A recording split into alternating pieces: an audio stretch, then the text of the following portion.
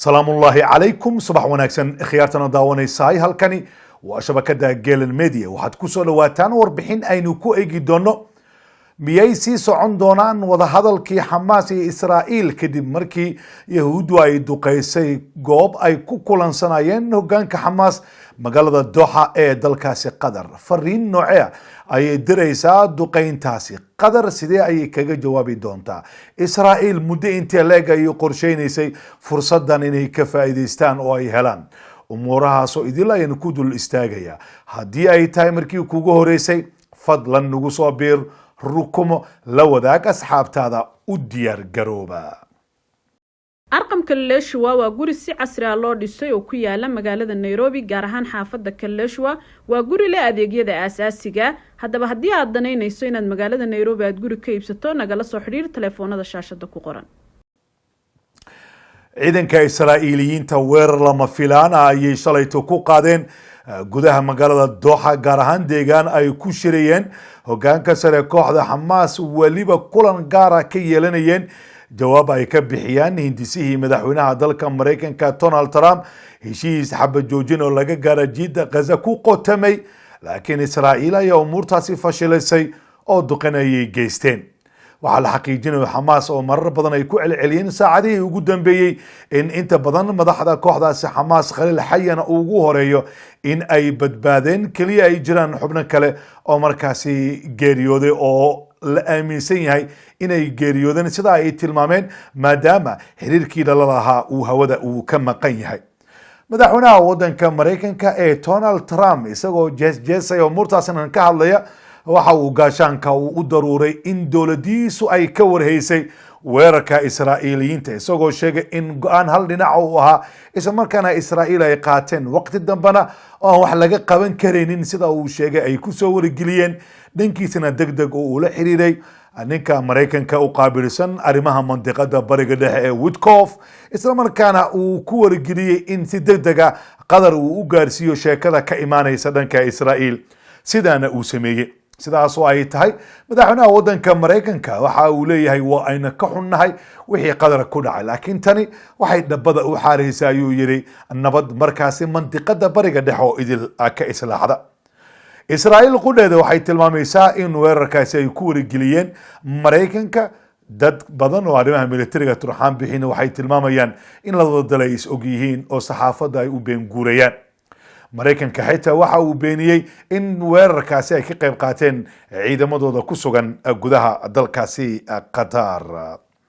Qatar cambaarin ayay jeedisay qaramada midoobay ay hortegaysa oo dacwad ay gudbinaysaa dalalka carabtuna waa ay cambaareen laakiin kaliya ma jiri doono falcelin muuqato oo ay qaadayaan oo ka ahayn cambaareen iyo waynu ka xunnahay wixii ku dhacay qadar mooyaane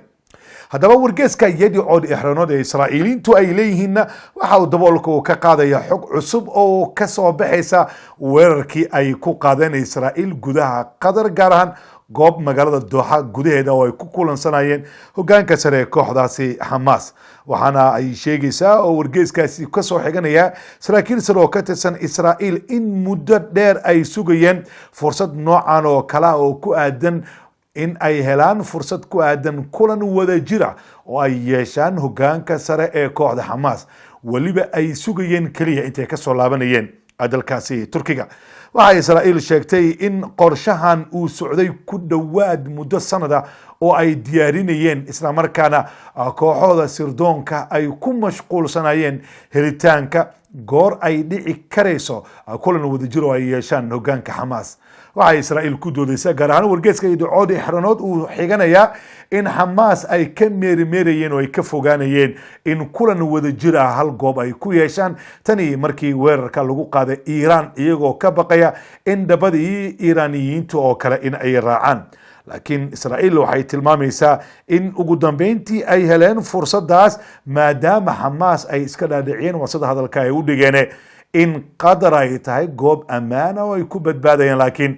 taasi aysan dhicin waa sida ay hadalka ay u dhigeen ugu dambeyntii Hamas ina waray soo saartay waxay sheegeen in weerarkaasi lala beegsaday hoggaankooda aanun wax u dhimi doonin hoggaanka cusub ama hoggaanka haatanba kuwa geeriyooday marka laga yimaado sida la tilmaamayo in Hamas dhabada ay ku taagneed inay ku sii socon doonto haddaba su-aalo badan ayaa haatan imaanaya marka la eego intaanan umuurtaas guda gelin ninka Israa'iil u qaabilsan muusaadka ugu sareeya waxaa la tilmaamayaa in uu aad uga soo horjeeday in umuurtaasi lagu dhaqaaqo isagoo xusayay in ay wiiqi karayso wadahadalkii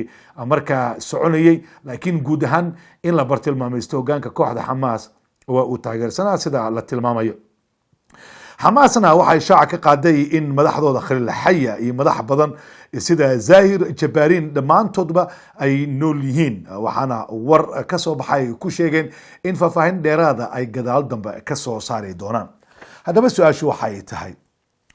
Qatar maxay sameynaysaa si ay kaga falceliso weerarka Israa'iiliyiintu ay ku bartilmaameysteen gudaha magaalada Dooxa waxaana la xusayaa in talaabada ugu horeysa kaliya ay noqon doonto inay qaadaan dhaqdhaqaaq dhanka diblomaasiyadda oo qaramada midoobay iska xaadiriyaan iyo maxkamadda dambiyada dagaalka adduunka maadaama midnimo wadan lagu xadgudbay oo Israa'iil umuurtaasi ay ku dhaqaaqday kulan degdeg ah inuu ku baaqi doontaa ma jiri doonto falcelin kale oo ay sameyn doonto.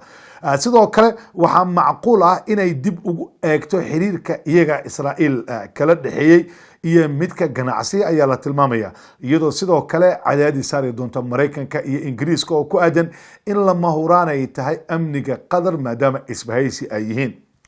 haddaba Qatar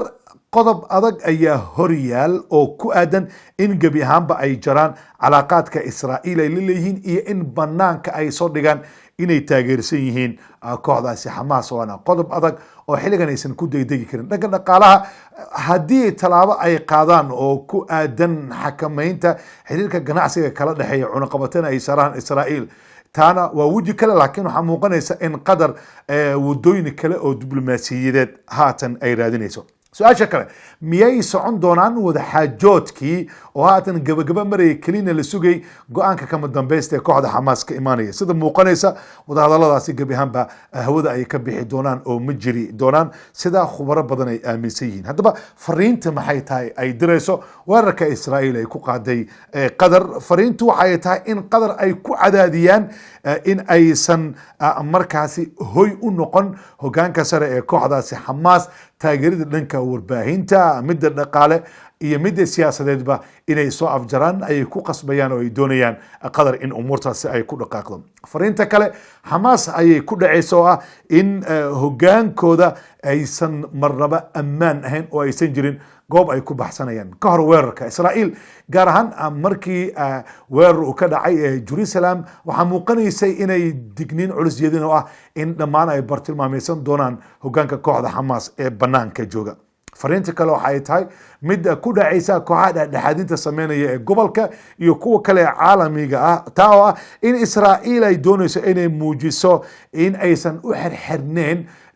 kooxaha wax dhexdhexaadinaya iyo weliba wada hadalka wixii dantooda ahana ay dirayaan. fariinta kale waxa ay tahay mid gudaha oo ah in ay kasbadaan taageerada gudaha iyo in xukuumadooda ay tusto dadka Israa'iiliyiinta in ay danta Israa'iil ay wax waliba ay ka weyntaa. marka arrimahaas oo idin ayay bixinaysaa. Xamaas maxay sameynaysaa? Xamaas waxaa muuqanaysa marka la eego dhibaatada jidda Gaza ka socota iyo in si looga gacan sareeyo haatan marka la eego xaaladda jidda Gaza waxaa muuqanaysa in falcelin weyn aysan sameyn doonin oo wado diblomaasiyadeed ay raaci doonaan oo ah